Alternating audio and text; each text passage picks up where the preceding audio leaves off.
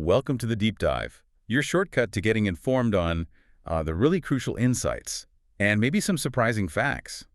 This is a podcast from AnySilicon.com. Today, we're diving into a whole stack of recent semiconductor news. We're talking global workforce stuff, big manufacturing investments, and some pretty cutting-edge tech. Our goal, pull out the key nuggets you need to know, understand why it matters, and hopefully have a little fun too. Yeah, we'll try and connect the dots for you, help grasp the bigger picture behind all these breakthroughs and market shifts. It's moving fast. Okay, so let's start with that global talent race. The UK situation is, wow, they think they need 7,000 new AI chip designers soon, like next 5 years. That's a huge number. And, the really worrying part, nearly 40% of their current designers, they're getting close to retirement. Oof.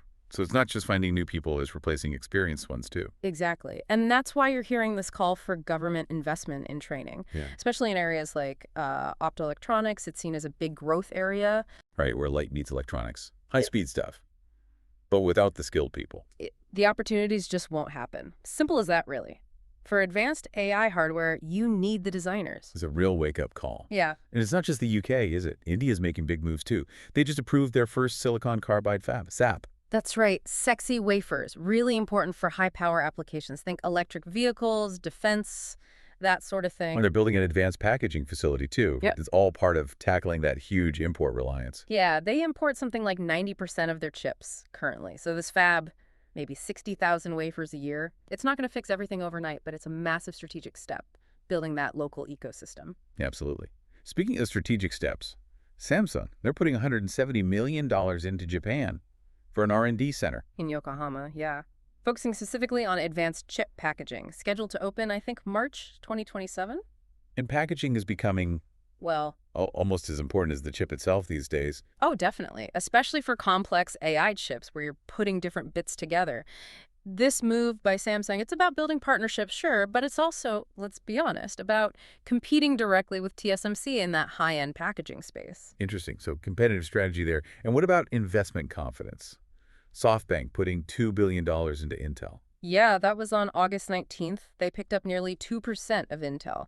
It's a significant move, especially given, Intel's recent financial challenges. So it's a vote of confidence in their AI chip strategy. Seems like it. SoftBank clearly sees potential there, and there was some mention of, state involvement, possibly influencing things. It kind of highlights how nations are viewing chip capability as strategically vital now. Right, national interest playing a role. Yeah. And another acquisition, GlobalFoundries bought MIPs. Correct. MIPS is a big name in processor IP intellectual property. Think chip blueprints, basically, especially for AI and edge computing. So this strengthens GlobalFoundries' hand in those areas, offering more complete solutions. Exactly. It's all about meeting that demand for efficient AI processing, particularly at the edge, on devices themselves, not just in the cloud. Needs to be fast, needs to be low power. Makes sense.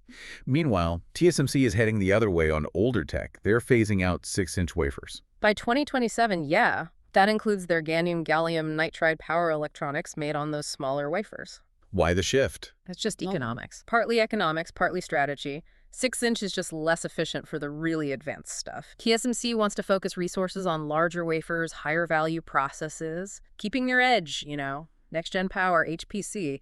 That's where the big money in tech challenges are. Okay, let's get into the really cutting-edge tech. UCIe 3.0, the standard for chiplets. Why is doubling the speed here such a big deal? Right, so UCIe is like the highway connecting different specialist chips or chiplets inside a device.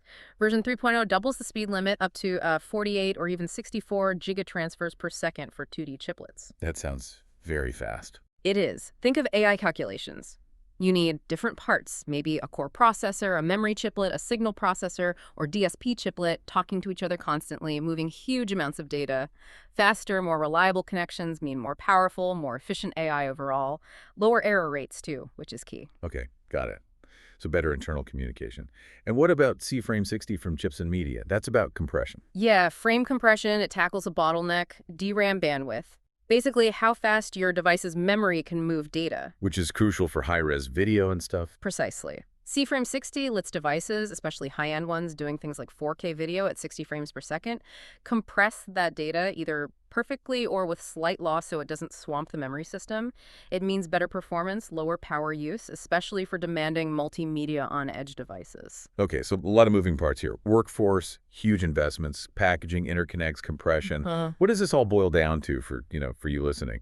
Well, I think it shows the entire semiconductor industry is just evolving incredibly rapidly, strategically. It's this mix of global competition, national goals, and just relentless tech innovation, all pushing the boundaries of what's possible. So it leaves us with a question maybe for you to think about. With all these shifts happening so fast, the talent pipeline, the manufacturing strategies, these really advanced tech breakthroughs, which one do you think will ultimately have the biggest impact on the future of AI and, well, our connected world?